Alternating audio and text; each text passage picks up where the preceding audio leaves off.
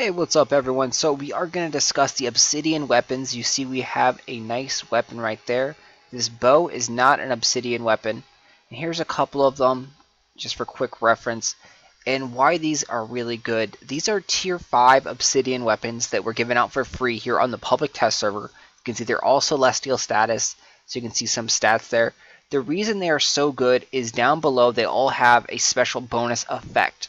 And there are about 4 of them that are just hands down insanely good, and the rest of them are just like, alright.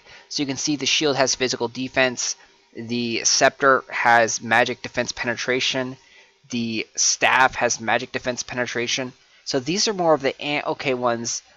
Still, bonus stats are great, but we'll take a look at some of the better ones.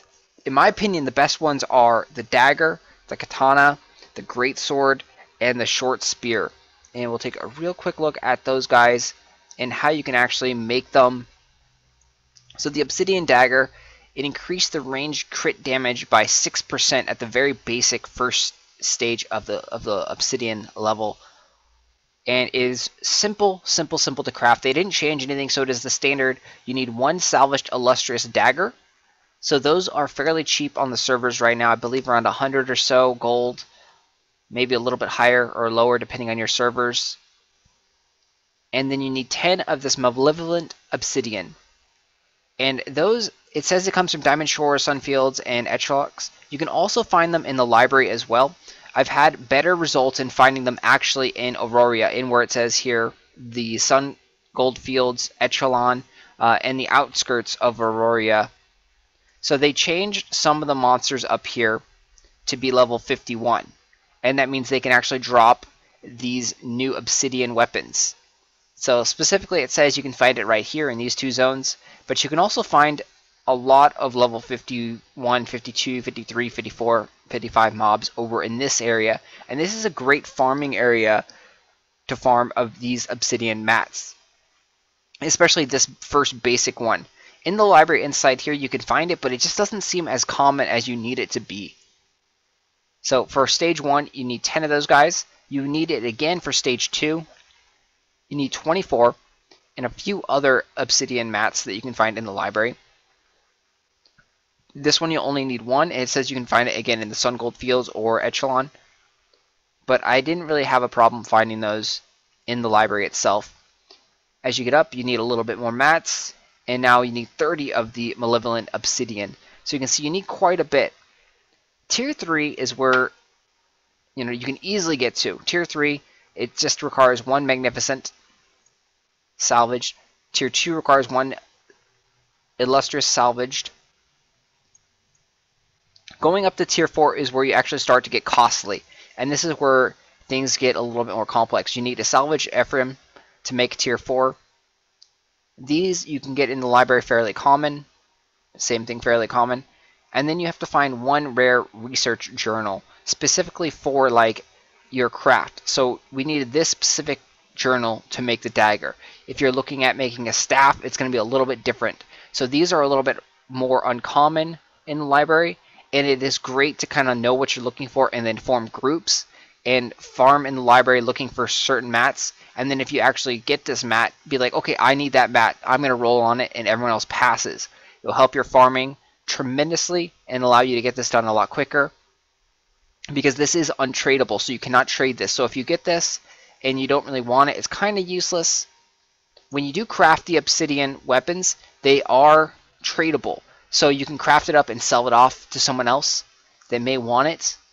But if you get the mats for, say, like a bow, and you don't really want the bow because the bow's not really your play style of what you want, or doesn't have the right stats, you can craft it up, sell it off, and potentially, Archer may want that bow.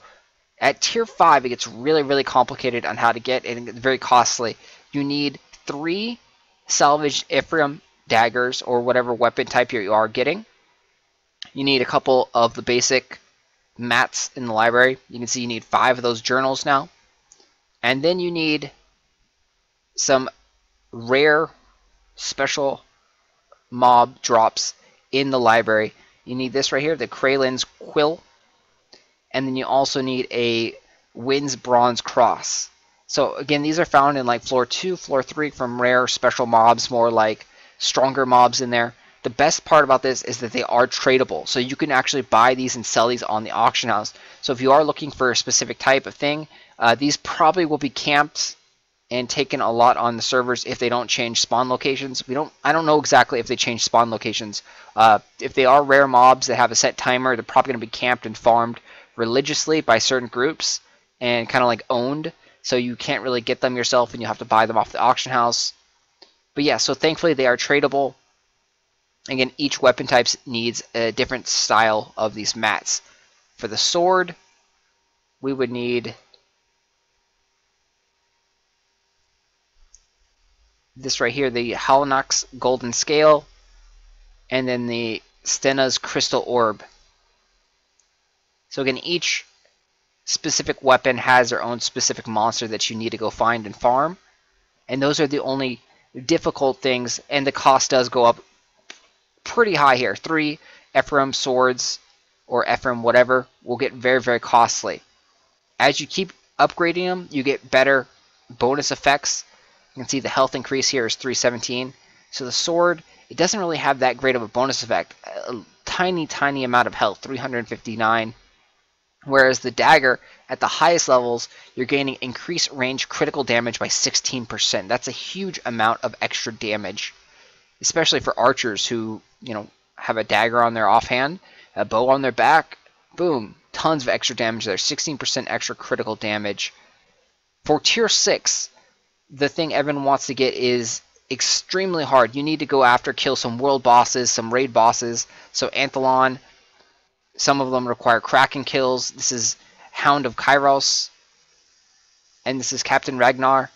So some really, really high-end bosses that you need a lot of people. And then you also require 3 Delphinad salvaged weapons. So this, most people are not going to get tier 6. Tier 5 will probably be the cutoff where most people end up going. But still, tier 5 is not that bad at all. It's pretty much the equivalent of a Delphinad weapon. And it costs a lot less to make currently than a Delphinad weapon does. It does require a little bit of special farming of these certain mats. But hey, it's not as expensive. It's more easily attained. And it has a bonus special effect. So again, for like the dagger, the katana, the great sword, and the short spear, those are all great, great effects.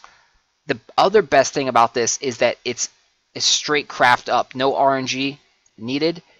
So at Obsidian Dagger level 1, you can craft this, and now you could either sell it or you can craft it up to the next stage of the Obsidian tier 2.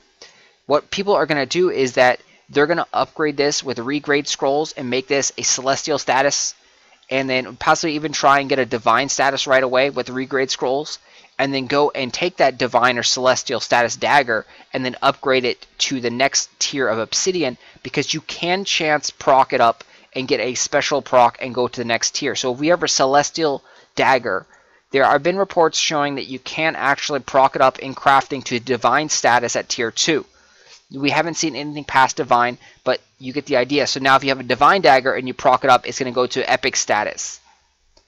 So you can potentially make a mythic weapon this way, just regrade all the way up to celestial or divine status on tier 1, which is what a lot of people I think are going to do, and then keep upgrading. And if they fail to get a proc, they can sell it off and rinse and repeat and keep buying more Obsidian, the basic ones, try and get them up to celestial or divine, trying to proc them up on the second one, and trying to get a mythic dagger. Because, of course, you can see over here, the mythic dagger is the best in slot. Almost impossible to get. So in this, I'm showing you the katana and the bonus stats on that. Decrease cast time by 6.8%. And you can see it also has magic attack on it.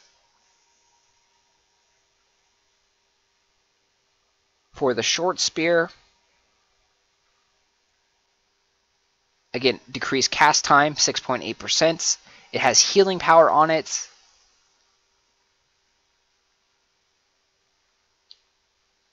And then the great sword.